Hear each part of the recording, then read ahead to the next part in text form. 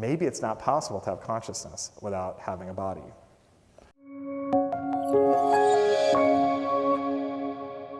There's other questions that really arise in this. One question that arises is it possible that minds really just need to be embodied? There's a contrast between two science fiction stories here. One is Her. Have you guys heard of that story? So that's the one on the right. You see, like, it's just a computer program, almost like an operating system that's conscious, right?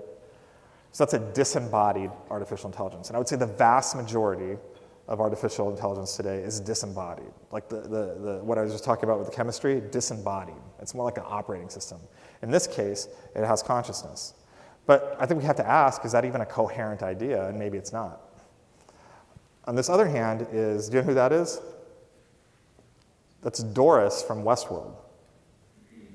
So Westworld is an HBO, so you guys are probably too poor to afford it. But it's a really good story. And what's going on here is that she looks like a human, right? She has a body, and she has a brain that actually is actually silicon or whatever they made it with. And the story is actually over a couple seasons of how they come to self-awareness. And it's a deeply embodied process. So they have multiple lives, so they keep on having their minds wiped. They have like memories that are given to them, but then there's also this memory that their body carries with them that ends up being really central to how this is done. And there's a lot of thought about even how, is it even really possible to make a truly intelligent machine if it doesn't have a sense of space and a sense of actually being embedded, for example, in a robot? Maybe it's not possible to have consciousness without having a body. There's another really great story, which is, this is a historically significant moment because the second season came out today for Altered Carbon. Now you guys can afford Netflix, right? How many people here know about Altered Carbon? All right, more people know about that. So this is 3 bodies that all have the same mind. It's Takeshi Kovacs. And in this story, basically, there's this technology stolen from angels that allows people to put little things in the back of their neck and hop from body to body to body.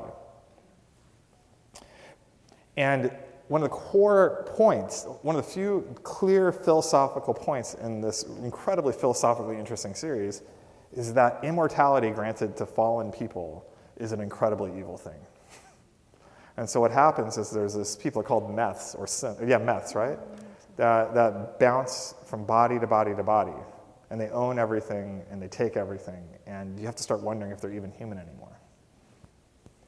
Even though they have a human body and a human mind, are they even really human? It's so far from the human experience that you have to wonder. I mean, in a way they are encased in a body, but it's not really embodied in the way we think about it. And that's actually why I like an artificial intelligence so much. To be clear, there's no such thing as an artificial mind yet. We don't know what's going to happen in the future. But when we start thinking about these things, it really brings us to those grand questions that don't have an answer yet. And you might think because they don't have an answer, we shouldn't think about them, but I think it's actually the other way around. We start thinking about these questions, it brings us to this deep and powerful and meaningful dialogue that actually was around long before even artificial intelligence hit the scene. You go back just a little bit of time, Darwin introduced Origin of Species almost exactly 160 years ago. The equal co-inventor of evolution, or co-discoverer, I should say, of evolution with him, was Alfred Russel Wallace. And he liked the idea of evolution, but there was one point where Wallace, it's called Wallace's doubt, just couldn't get around making sense of it.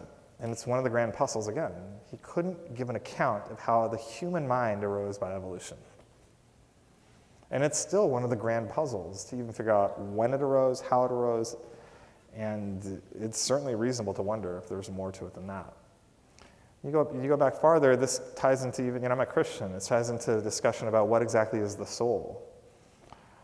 These are grand mysteries. It's part of what makes us human is not because we only care about questions because we can answer them, but because some of the most interesting and most important things to engage are the things that have been engaged by people long, long before us and that actually probably don't have simple answers. And that's okay. That's actually part of what it means to be human. In fact, I think that is what the meaning of AI is. It brings us back to this question. What does it mean to be human?